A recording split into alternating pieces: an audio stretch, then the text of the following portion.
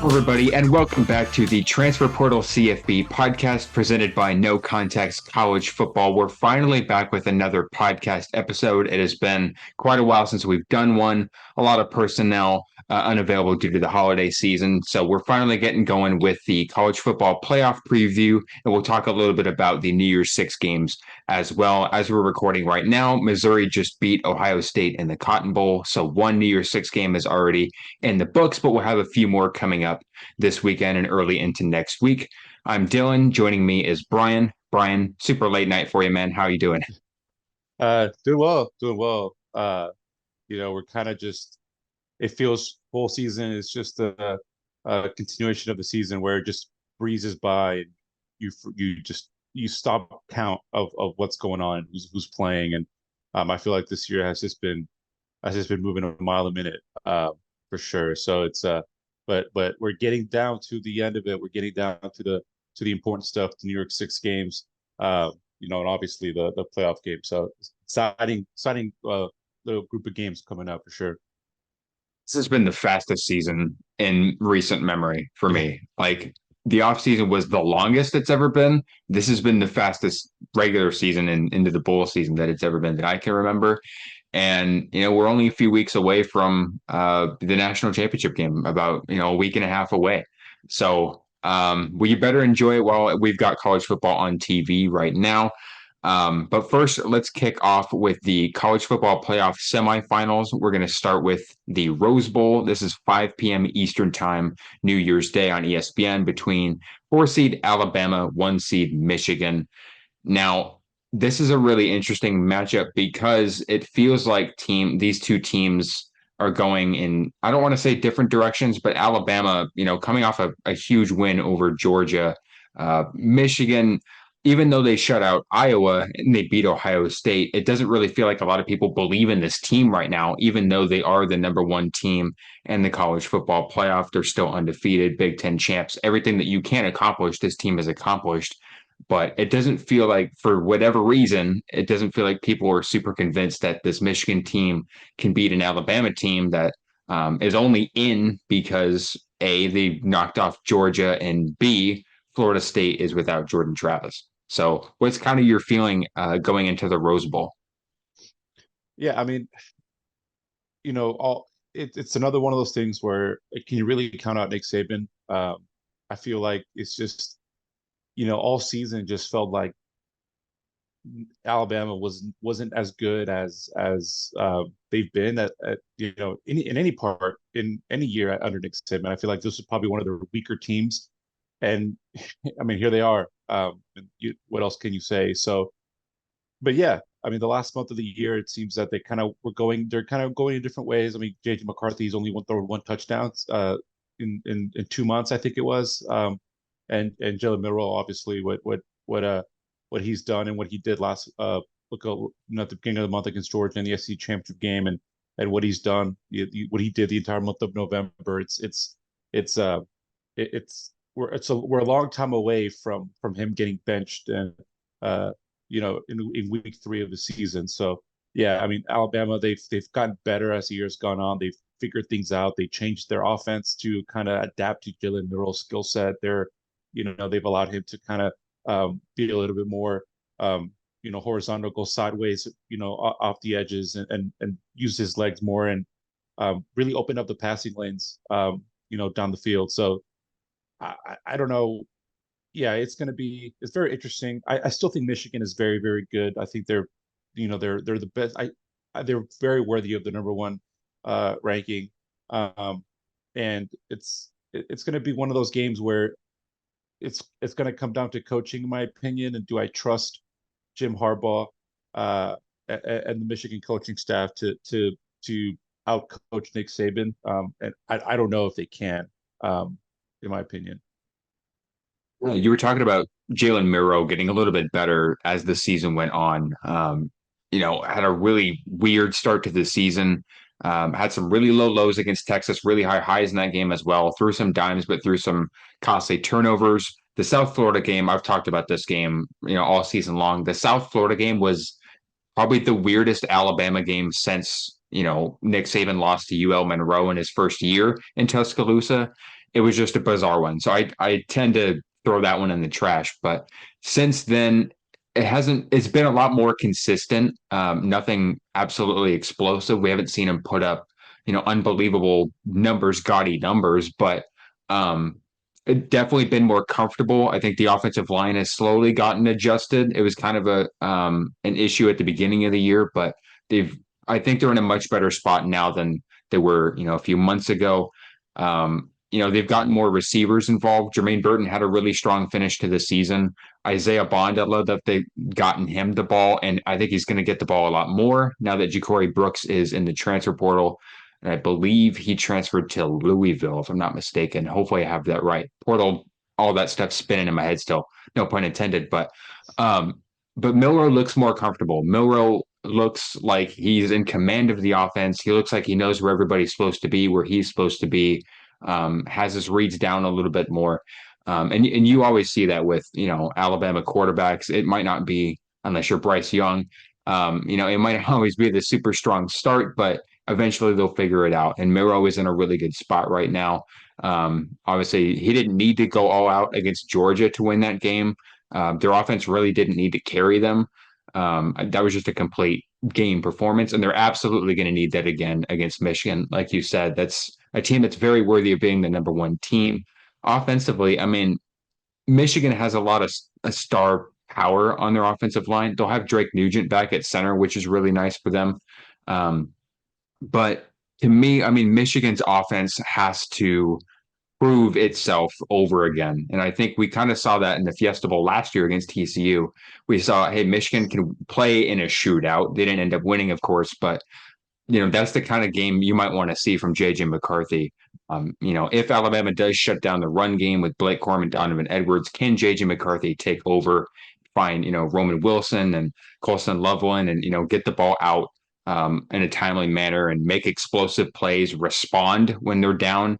That's the kind of things I still need to see from this Michigan team that, we haven't really seen this year. So, again, Nick Saban. It's hard to go against Nick Saban in the playoffs.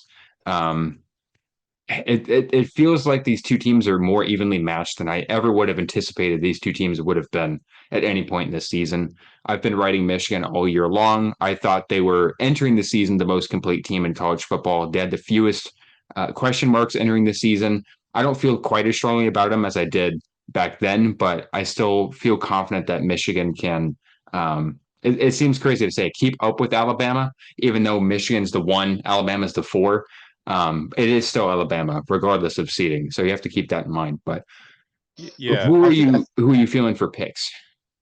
yeah, it's really interesting, because I feel like we've all kind of been victim of that and kind of just saying, well, it's Alabama, and as I've kind of been victim of that all year as well. But then when I stopped doing that earlier in the season, it I got proven wrong. It ended up being it's Alabama. Even when I thought they weren't that good and that they were going to win a lot of, I really thought this was a four-loss team. I didn't think they were going to, especially early in the year, and they ended up doing what they did. It's definitely surprising to me. I still think on paper Michigan is the better team. I think if they, like you said, if JJ McCarthy is capable of carrying the offense, if he needs to, I don't think it's a recipe for success to make him have to be making the throws and doing more than he needs to do. So I think it's going to come down to the trenches and the offensive and the offensive defensive lines. We saw what Alabama's defensive line and offensive line just dominated Georgia, who was one of the best, if not the best, front seven in the country. And it's going to be if Alabama does that again, there's I can't see them losing that football game. Um, as of right now, I I want to go. I think I'm going to go with Michigan late. Like I feel like they're going to win. For Alabama, neither of these teams have a super explosive offense. I feel that Michigan is going to make that is going to be able to control if Michigan can control the ball and kind of control the time of possession and just kind of play keep away with the football, which I think they're capable of doing. They're going to win this game. So I think it's going to be like a 27-24 type game. And I think that Michigan they're coming in. They've gone 2 years without the last 2 years they were embarrassed in the college football playoff. They got blown up by Georgia. I'm sure, even though they did come back late against TCU, they were dominated in that game. For a good chunk of it. So I think they're going to come back. They're going to come in and kind of try to prove everybody wrong, especially with all the allegations of the sign stealing and stuff. So I'm going to go with Michigan 27-24. 3 point. It's going to be a low scoring, close game, kind of grueling type of game. Definitely not these high powered, high scoring games that we've seen in the past from that both teams have been putting up in the past. So same score as the SEC championship. Was that it? Yeah, I believe so. I guess so. Yeah, I think it'll be honestly, I think it'll be that similar type of game. Hmm. But I do think that Michigan is gonna pull this one out. Yeah, to me the key is can Michigan's run game, run against the Alabama front because Alabama's front, dominated Georgia, like you said. Yeah. Kentucky had a really strong run game. They shut that down. I think the only two teams that really well, maybe three teams that really did a number on the ground against Alabama were Auburn, LSU, and I think South Florida did pretty well on the ground as well against the Tide. So, if Blake Corum and Donovan Edwards, like you said, control the pace of the game, keep the ball out of Alabama's hands, if they can win the time of possession game, don't turn the ball over, especially, that was the key part of the game in the Fiesta Bowl last year was turning the ball over in really unfortunate scenarios, especially on the red zone. I think they had what two or three turnovers in the red zone last year in that game. It's hard for And me some to pick see sixes. Michigan. Yeah, exactly. So it's hard to see Michigan losing three playoff games in a row, going to the playoff three straight times and losing. I feel like that's hard to see. However, this Alabama team is just playing some complete football right now. Like you said, they don't need to play an explosive offense. They don't have the Bryce Young, they don't have the Devontae Smith, they don't have the Derrick Henry, whatever. They'll have Jace McClellan back, which will definitely help the run game.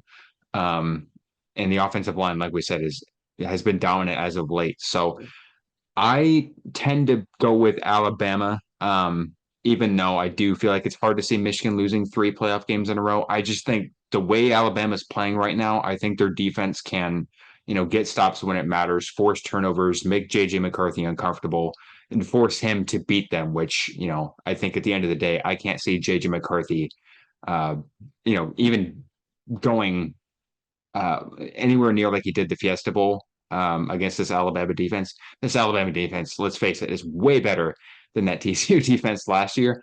I don't know if he's faced a defense like this. So I'm going to go with Alabama in a close one. I think it's going to be even more low scoring. I'd probably say first team to 21 wins it. Hmm. Yeah, I could see that. I definitely could see that as well. I still say the biggest difference in the SEC championship game was the turnovers. Georgia's that fumble in the red zone, and so it was that close of a margin for Alabama. And if Michigan, I feel like Michigan can, if Michigan just can hold on to the ball and not turn the ball over, I think that they can, if they can play that same kind of style that Georgia played, even though Georgia was dominated, but it'll be that type of game, and if they can limit the turnovers out, Michigan will win. So that's my where I'm banking on them not turning the ball over. Absolutely. And for our second semifinal game between the 2 and the 3, a rematch of the 2022 Alamo Bowl between Texas and Washington. A couple teams that, well, Texas has never been to the college football playoff in this format. Washington hasn't been since 16 when they lost to Alabama? I think that was It was 16, 20, right? The Jake yeah, Browning. 2016. Yeah. Yeah, so that was the last team in the Pac-12 to make it to the playoff. Now in their last year, UW is in there saying, "Hey, Pac-12, we're finishing, we're riding high, we're riding into the sunset in 2023." So, but these two teams are wildly different from that meeting last year. Personnel wise, a lot of the same, but the potential I think has been reached from last year to now. UW obviously undefeated, have compiled just a ton of ranked wins. Texas as well. They had the one slip up against Oklahoma, but as good of a win as anybody in college football at Alabama earlier in the season. and Texas dominated Oklahoma State in the Big 12 championship. Washington cruised against Oregon in the Pac-12 championship. So this game feels a lot different than going into the Alamo Bowl last year. Quinn Ewers is a lot better. I would argue Michael Penix Jr. is a lot better. Both defenses, I'd say, Texas's defense is way better than it was last year. Washington's is incrementally better, but still a little bit better. So going into, I guess, the rematch, which with much higher stakes, how are you feeling going into this one in the Sugar Bowl? I think it's going to be the opposite of the Rose Bowl. I think these two teams have the potential of putting up some big points. Um, where the Rose Bowl is going to be more of a ground and pound game. I think this is going to be a little more electric, a little bit more fast paced, a little bit more big explosive plays on both sides. Both of these quarterbacks and definitely have the weapons to produce those types of plays. Um, and my big as weird as it sounds, my biggest key factor in this is although that neither of these teams have been in, like the way they're constructed now haven't been in this position before. I know Washington has been in it, a decade ago, but it's been the first time for both of these teams, both of these coaching staffs, a lot of these players to be in this position. But there's one guy who is not a stranger to this at all, and that's AD Mitchell from Texas, who just came back, who came from Georgia with back-to-back championships. He he shined in the biggest stage in both of those. Could be say the most valuable player in both of those runs, scoring big time touchdowns against Ohio State, against Alabama. He even threw a touchdown against Michigan in 2021. So I think he's the X factor in this ball game. He knows he's been in here before. I feel like he's a lot better this year than he was at Georgia. I think he developed he's developed into a more complete receiver. He's more you can depend on him in the ground game to get the blocks that he needs to. That I think he struggled a little bit at Georgia. Even he admitted that himself in the press conference today. So I think he's the X factor. And if if if if they can lean on that experience from him, and Quinn Ewers can find him and just be able to command the offense, I don't see how Texas loses this football game. But I do think that yeah, I think Texas wins. And it's going to be a very high scoring game in my opinion. Absolutely. I kind of feel like it's not as much of a complete opposite as the Rose Bowl because I agree with you on I think it's going to be a high scoring game, but I think this game just as much as Alabama and Michigan is going to come down to what happens in the trenches. And that was kind of what happened in the game between these two teams last year because UW didn't allow a sack or a tackle for loss to Texas last year. Like I said, their defense has gotten a lot better this year, but that UW offensive line is experienced, that Texas defensive line is experienced. I cannot wait for that matchup. And they've been kind of chewing back and forth a little bit. Michael Penix Jr. this week was saying that their defensive line's good, but they haven't played our offensive line yet. Tavondre Sweat was saying something about it's just another O line to me. So I'm really curious to see, these good against good. I would argue great against great.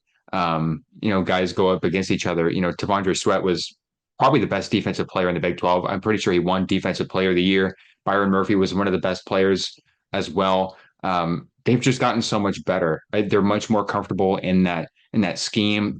Nobody's running the ball against Texas all season long.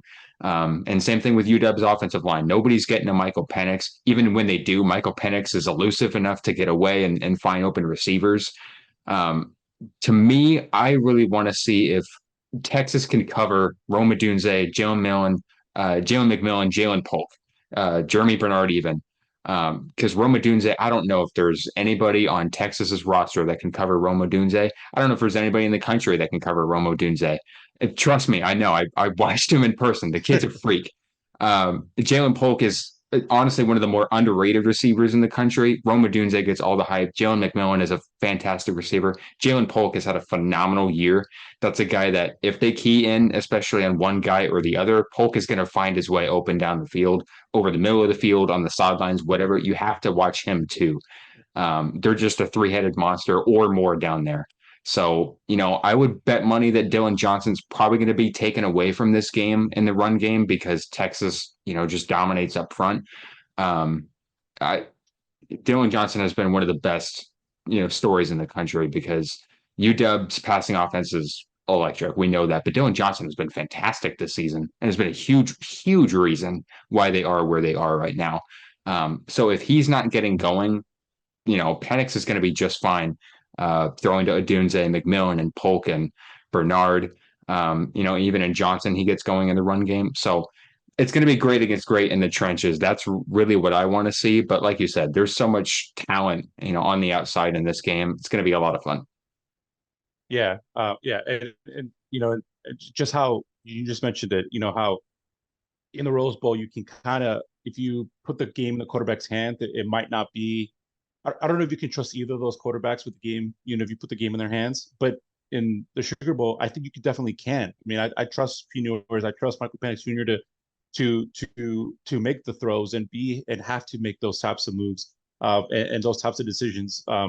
If you take away the running game, and they're both of these defenses are very capable. You mentioned that. So yeah, even though Rome Odunze is probably just as AD Mitchell for Texas, Rome Odunze for Washington is probably the difference maker, the X factor on in this game. And sometimes you just have to give the ball to your best players to make things happen. And it's going to be interesting. I wouldn't be surprised at the end of this game when we look at the box score and see which quarterback had had like was the most efficient. I feel like who had like the best um average uh per pass. Forget. I'm trying to think of the name of the stat, but um I feel like when you look at that number is going to be determining on who's going to win that game.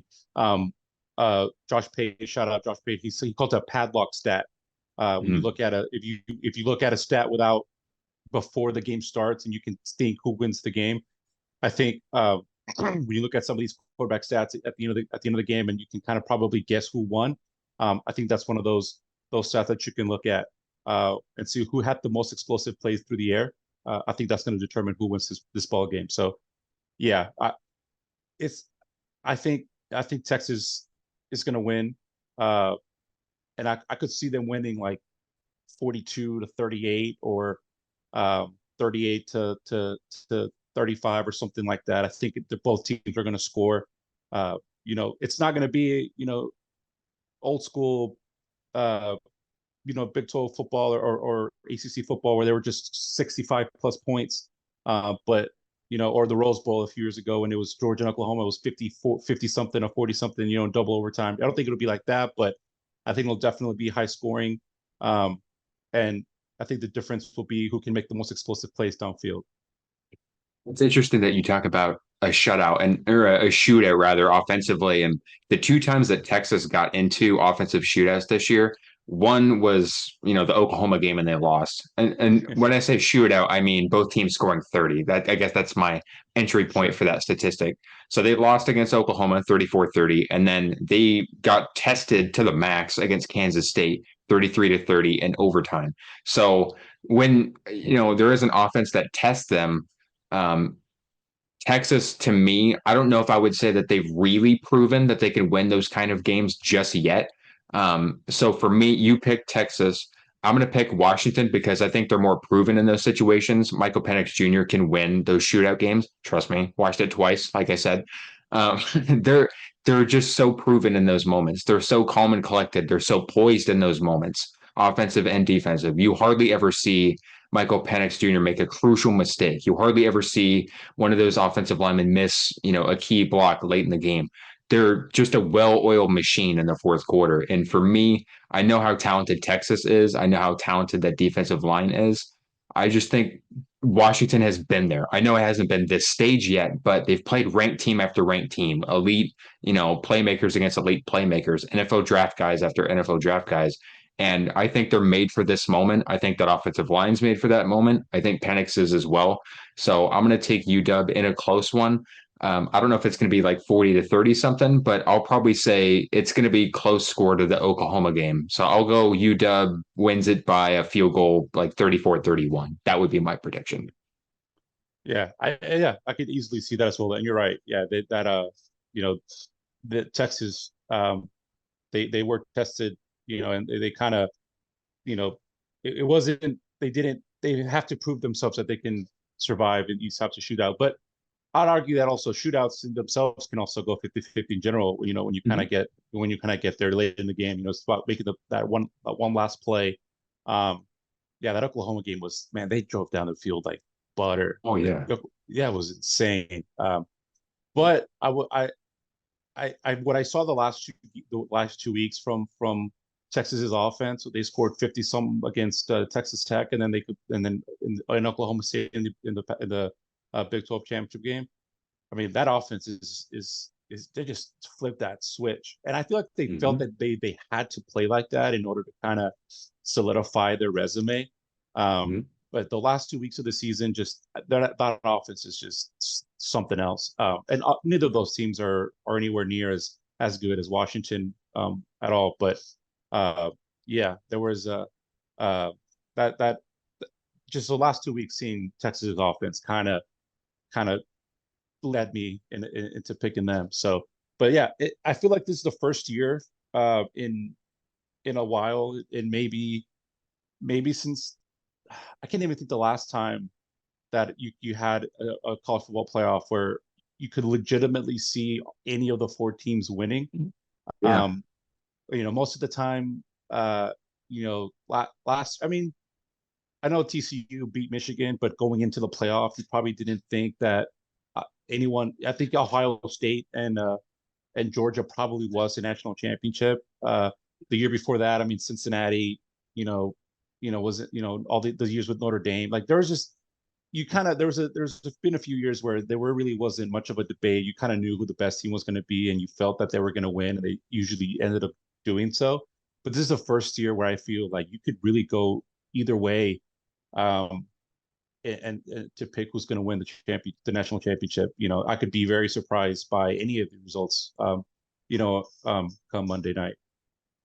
Yeah, and one thought I wanted to finish about, Texas in those really close games, the two biggest factors and the reason why those games were so close, penalties, turnovers. They had at least nine penalties in each of those two games that I talked about, and three turnovers in each of them.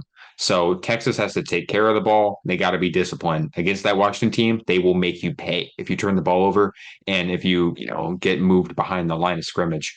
So, but it's funny that you say that because I feel the exact same way about, the four-team field. Obviously, there's all the conversation about Florida State and Georgia and whatever. But with the four teams that we have in here, I could definitely envision four different national championship scenarios. I could see any of these teams up with the trophy at the end of it all. But of course, now that you say that, I have a feeling that we're going to get some Alabama, Michigan State type games, some Oregon, Florida State type games, just because you said that. I wouldn't predict it. But now that we're like, hey, this thing is even, we could get some really good games. Blowout City is probably what it's going to be because we've jinxed it. Yeah, yeah. I hope not, man. That would be what a really sad way to end the season. And that'll definitely open the debates on who.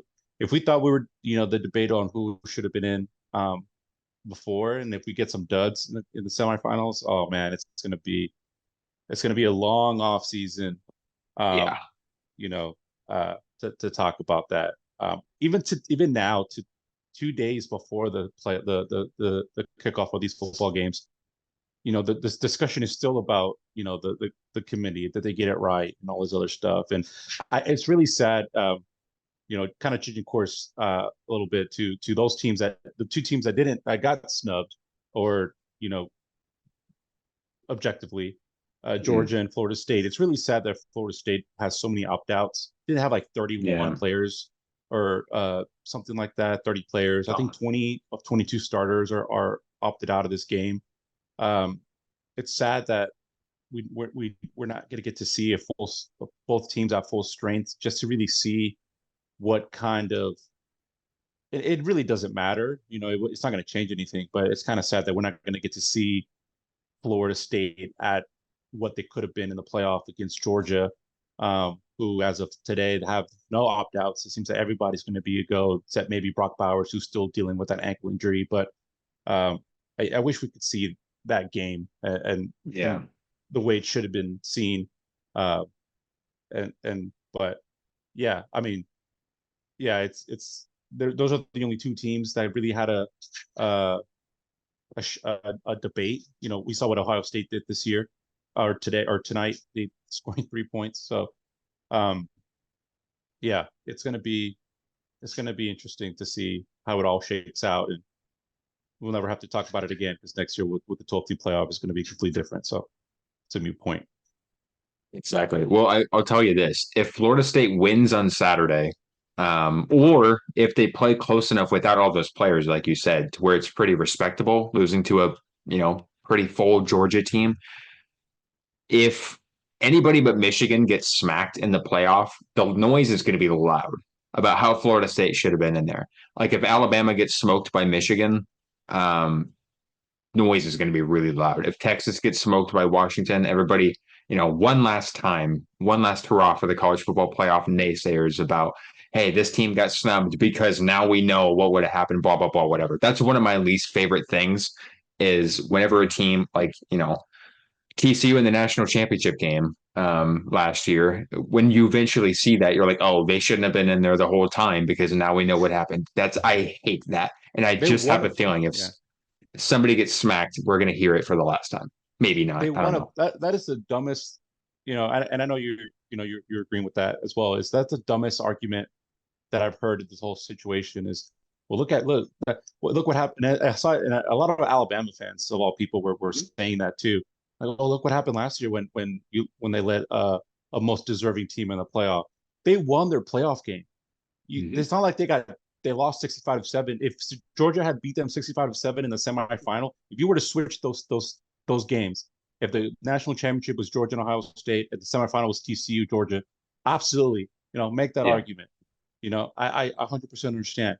You can't take any credit. TCU winning their playoff game proved that they got it right because they won the playoff game against Michigan. Like that's a stupid argument.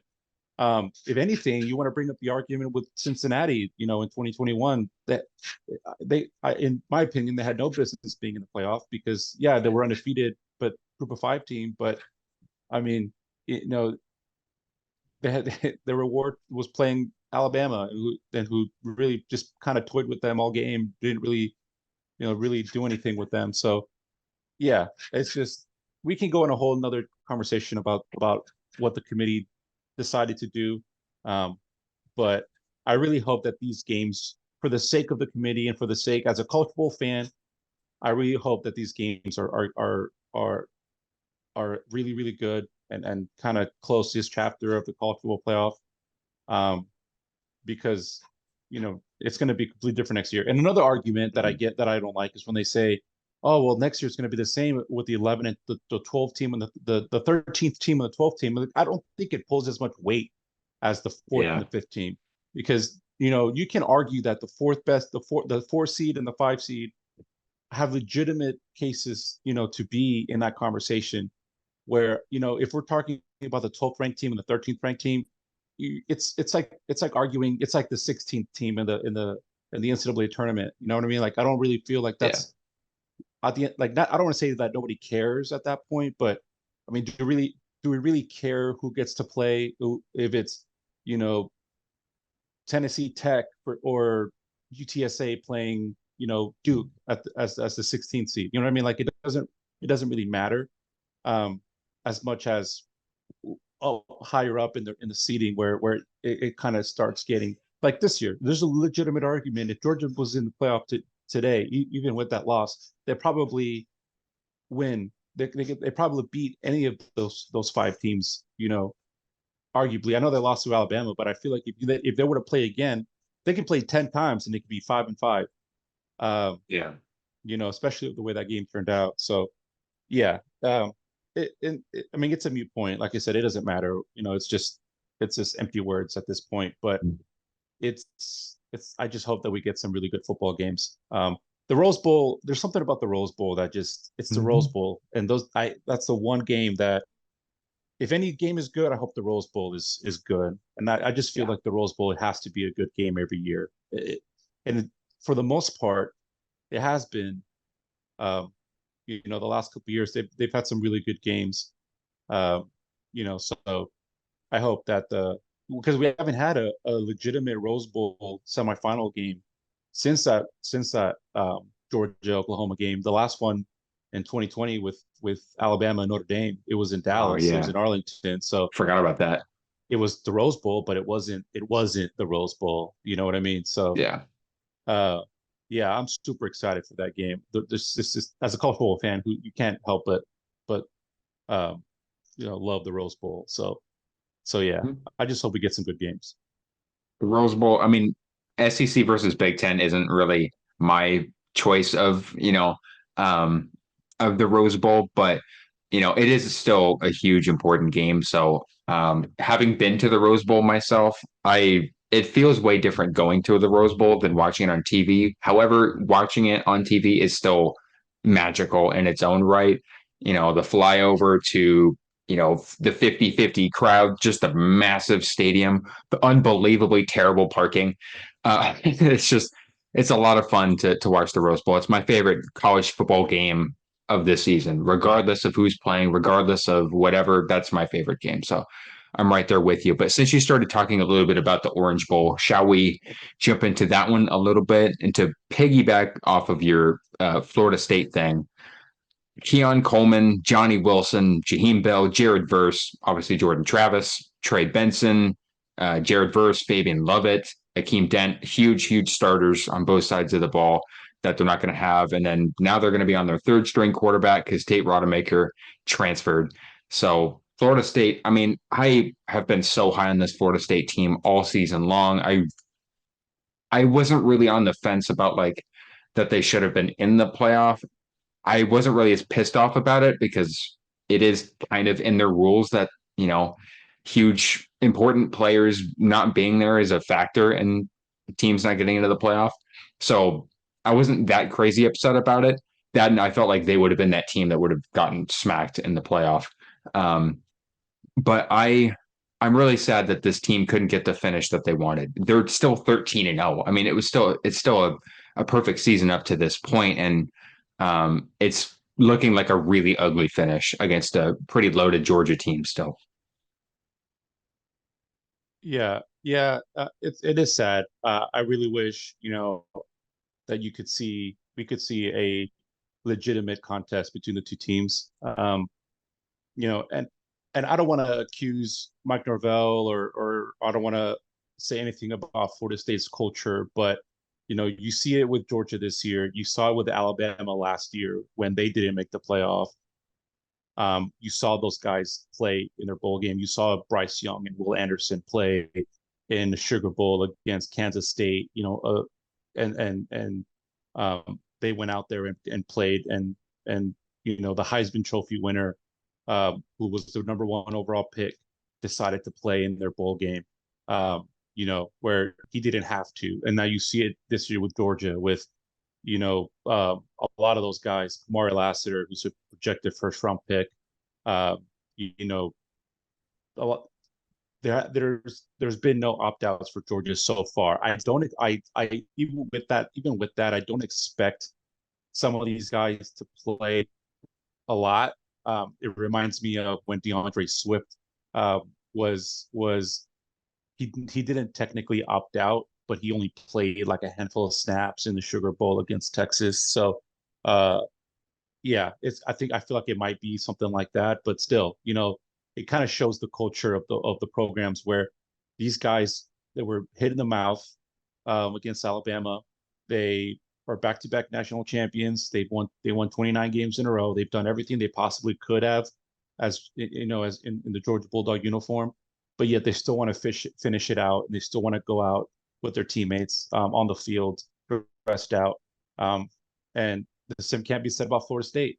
And I get it; they're upset, and I would be upset too. I mean, I am upset as a fan, as a Georgia fan. Not as I don't feel like they were not as bad as Florida State fans would be. If I was a Florida State fan, I'd be livid. But um, still, it's just sad that we're not going to get to see that type of game that we potentially could have gotten otherwise, and really show the world and the committee that they did get it wrong. Finish under Yeah. because finishing an undefeated season is still an undefeated season, regardless of what you didn't get to do. You could have even maybe gone the UCF route and claimed the national championship or something too. So um, I don't know. I mean, it's just it kind of took the wins.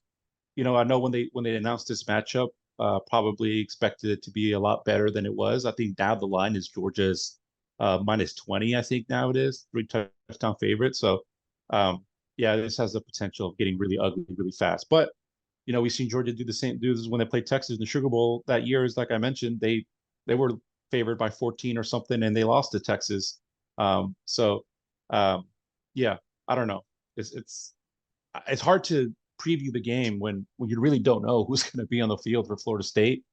Um, but even still, I don't see Georgia having any sort of trouble beating a severely depleted Florida State team.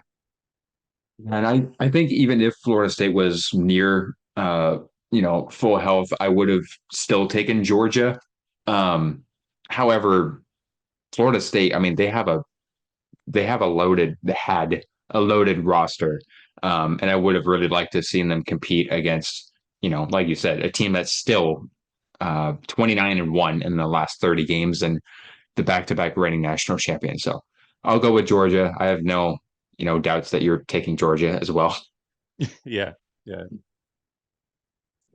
So, shall we move on to the Peach Bowl? This one kicks off just a little bit before the Orange Bowl Saturday afternoon, if you're in the Eastern time. Ole Miss against Penn State, pretty evenly matched one. There have been some opt outs in this one, but still some pretty good NFL talent going to be on the field in this one. yeah, yeah. I think this is going to be a really interesting one. Um, you know, Jackson Dart and Drew Aller, they're both serviceable. I mean, they're both really good quarterbacks. I mean, they're not at that tier one level of quarterback that are on the country, but they're both very, very good. Um, I think both of these teams for a while during the season kind of looked like they were going to be in the mix for the playoff, and Ole Miss's two losses are to Alabama and Georgia. You can't really get. I mean, you can't really get mad at that. Penn State's two losses are Ohio State and Michigan. So Mhm. you can't really get mad at that either. So it's gonna. I think it'll be a good game. I know. Penn State is currently they're 4.5 point favorite. So um, I definitely see a really close game. Both of these teams, Ole Miss's offense is, Lane Kiffin's offenses are obviously very high powered. So, yeah, I think it'll be a fun game. I really do. Uh, it'll be fun. I think it's funny that you say you for Penn State losing to Michigan, Ohio State can't really get mad at that. That's kind of been the story of the James Franklin tenure, though. I mean, I get it. That's as good as you probably can get at Penn State, but it's kind of the same story over and over when you're losing to Michigan, Ohio State, and you're just third wheel the whole time in the Big Ten. It's probably going to get worse now with the Big Ten getting, a bunch of new schools next year. But Penn State being in a New Year's Six game still like they were, last year as well. You still have to put some pride in that. Shout out to Lane Kiffin for taking Ole Miss to this game. And really, I think Ole Miss they match up with Penn State pretty well, except for Penn State's defense. I still think Penn State's defense is one of the best teams, best defenses units, period, in the country.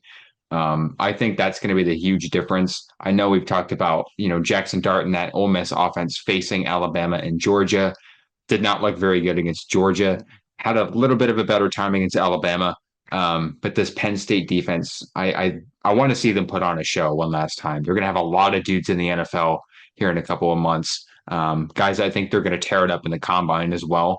I want to see them put on a show. I want to see Drew Aller be the quarterback that I felt he could be all year long. I know, some of our guys thought he might be the Heisman winner, this time around, but was not to be. So the Penn State offense, to me, I want to see them go toe to toe with an offense like Ole Miss.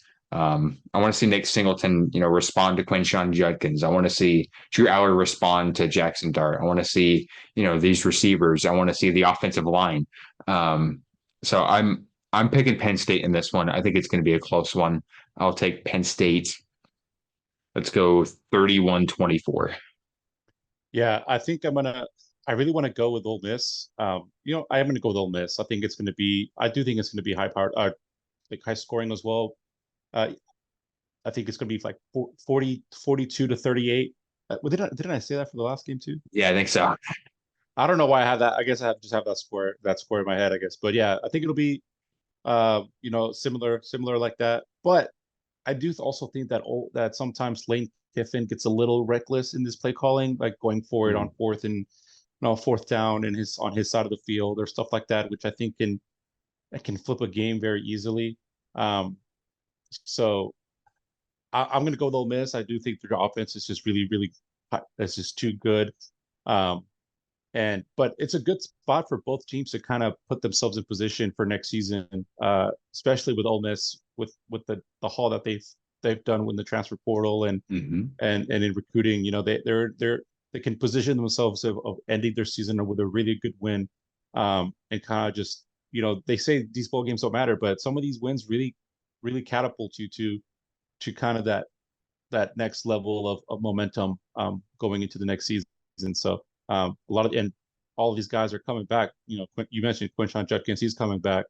Um, um, you know, Jackson Dart, he's coming back. So yeah, it's going to be interesting. It's going to be a really good game, I think. But I have Ole Miss winning this one. Speaking of coaches who get a little reckless on fourth down, Dan Lanning and the Oregon Ducks, they face off against Liberty in the Fiesta Bowl in Oregonville. A lot of Oregon fans are not super thrilled at this matchup. I think a lot of Oregon fans were hoping for an Ohio State, a Georgia, a Florida State, a Missouri, even LSU. Um, Not a lot of Oregon fans are super thrilled with Liberty, but I do want to put some respect on Liberty as an Oregon fan, clearly, if you're watching on YouTube. But I want to put some respect on Liberty because this team, I thought they would win the Conference USA. I didn't think they'd be undefeated going in, into this point. I had a lot of question marks about their offense. They had a lot of transfers coming in. They had a quarterback, whirlpool last year, couldn't really figure out who was going to be the guy.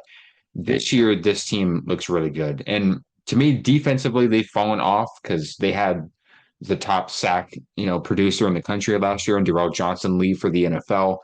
Haven't been as productive on defense, but I still think this is a very good Liberty team. So I want to put some respect on the Flames. However, Oregon is 16 and a half point favorites. They have Bo Nix, Bucky Irving, the chunk of their playmakers as well. I think Troy Franklin, Jackson Powers Johnson, I believe those are the only guys who have opted out up to this point. I might be mistaken on that. But I think Oregon is favored for a reason. They're probably pissed off about, UW owning them for the last two seasons. I think you're going to see a masterclass from the Ducks in this one. I think it's going to be a blowout.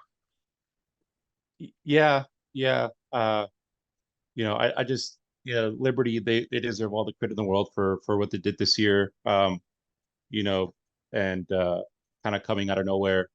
With the whole all year or even preseason, the talk was, Tulane or SMU or UTSA, who was going to get that group of five New Year's Six spot. And here comes Liberty, kind of similar to what Tulane did last year. Kind of sneaking in, winning all their games, playing really good football all year, and earning that spot. And as much as I want to, you know, say that Oregon is going to win this game very convincingly, you could have said the same thing last year with Tulane and USC, and look what Tulane did to USC. So, these group of five teams, they get these matchups in the New York Six Bowls, and they kind of just come out a little bit more. For them, it is their national championship. In a way. Um, for Oregon, it's a consolation prize, and for Liberty, it's the best possible scenario as a Group of Five team is to get that Group of Five um, New Year's Six spot. So um, I don't want to put it on upset alert or anything like that. I think Oregon wins convincingly. I mean, Bo Nix just, he the way that he's able to transition after the transfer from Auburn, he resurrected his career is has been incredible. Under with Dan Lanning um and that offense in Oregon is incredible. And I saw Bo Nix for 3 years as a Georgia fan, or 4 years because we played Oregon last year. So, and I did not expect him to have this type of career renaissance. And I'm happy to see it. And I do think that he'll cap it off um, in in in in good fashion and win this game convincingly as well. But I just feel like we're gonna end up with another one of those group of five teams. I mean, I'm trying to remember the last few group of five teams to be in the New York Six, and I think the last year was Um, Tulane and they won. UCF UCF, beat Auburn. yep. Um, Boise State has done it as well, I they've believe. they've won a few. Yeah. Who was in year before last? You know, Oh, was Western since Michigan's been in it, but I don't think they won. they didn't win. Well, Cincinnati was in the playoff and they lost. Then Cincinnati almost beat Georgia in the Peach Hmm. Bowl. They needed, and so I mean these group of five teams, they're pesky, they're resilient, they put up good games. Houston. Yeah, Houston, forgot about it because UCF's been in it a couple times. Western Michigan's been in it. Memphis was in it against Penn State that one year. Mm, Um, yeah. so yeah, and they put up good. They don't always win, but they always put up fighting efforts. So I wouldn't be surprised if Liberty keeps it close. But I don't think Oregon loses this football game. Yeah, I don't think it's just yeah, I don't think they do. They were way too good this year, you know, to to not finish it off with a win. Um, yeah, I think Oregon ends up winning. 61st start for Bo Nix in his career will be the last one. That's just what? That's insane. I was a junior in college when he started his first game, and I'm now 24. Bo Nix, it feels like Bo Nix is older than me. Like he caught up to me. So Yeah. I don't know. I see all these comments about him and Penix like, oh, they're 35 years old. Like they're younger than me. Stop. Like, let's chill out a little bit. But no, you nailed it. I think his career resurrection belongs in some sort of, Disney movie almost because he was clowned on probably more than anybody in college football during his Auburn days because he just played a reckless brand of football, and it wasn't all his fault. Obviously, as a quarterback, you take all that fault, but there was a lot of personnel movement, a lot of coaching changes, offensive line injuries, what you name it, he dealt with it. The pressure, obviously, of following up his dad at Auburn, and in Oregon, it just and obviously I'll be upfront as an Oregon fan. I was not super thrilled when Bo Nix first transferred because I was going off of everything he had done at Auburn. Still had a grudge when he beat Oregon in 2019. But just the mastery of the offense and the leadership and the efficiency. I mean, nobody's touched his efficiency in college football this year in terms of completions and scoring the football when it matters, except for here against UW. Um, it's just been really impressive the way he's turned his career around. I don't know how many quarterbacks I could really compare it to, who had a long career at one school and then really bounced back. The next Penix is obviously a good one. Going from, I mean, he had really high highs at Indiana, um, and then obviously done a really good job at Washington. So shout out to Bo Nix, shout out to Liberty, but I am going to go with Oregon in this one. Anything else that we shall preview while we're sitting here? Uh, let's see what. I mean, I can't really think of another uh game outside of these that I think the Barstool Arizona Bowl um it's going to be I think it has sneaky potential of being really good. The Toledo and Wyoming. I don't want to get too much into it, but Wyoming is 3.5 point favorite. They've kind of shown some flashes this year. Um, and I think that has a potential of being a really really good one of the good ones this season. But um, outside of that, yeah, it's we're starting to get to the bulk of the you know the meat of bowl season where you have the good top 10 right the top 10 teams and these types of matchups. So um, I can't believe it's already been we've gone through I think we have what like 6 bowl games left after uh I don't even know. There's 41 games total. So we There's have 9 left, not counting the nine. championship. Yeah, so yeah. So that's crazy. Um that's yeah, it's insane how fast this thing goes. This year has just it's been it's weird. I don't even remember anything about this season at all. I I've liked this Toledo team, but obviously they've had a lot of guys that enter the portal. I just want to see Craig Bowl go out on top because it's so hard to root against that Wyoming team. Just that gritty, hard nosed, scrappy, corn fed boys out of Wyoming and Laramie. It's hard to root against them. They play a tough game, and I'd like to see them, carry them off into the sunset. So I'm glad you pointed that one out because that one's going to be a lot of fun. So shout out to that bowl game, but. Yeah, I really appreciate you hopping on super late at night for you. It's past midnight for you. So appreciate the grind and appreciate everybody for tuning in and listening to us, not just for this episode, but all season long. Got to apologize for the inconsistency with the episodes. A lot of us have a lot of things going on. So we try to get out to our podcasts every once in a while, but hopefully in the off season things will be a little bit more consistent. And we'll get you guys really good content throughout the off season as well. So thank you everybody one more time for tuning in, and we will see you in the next episode.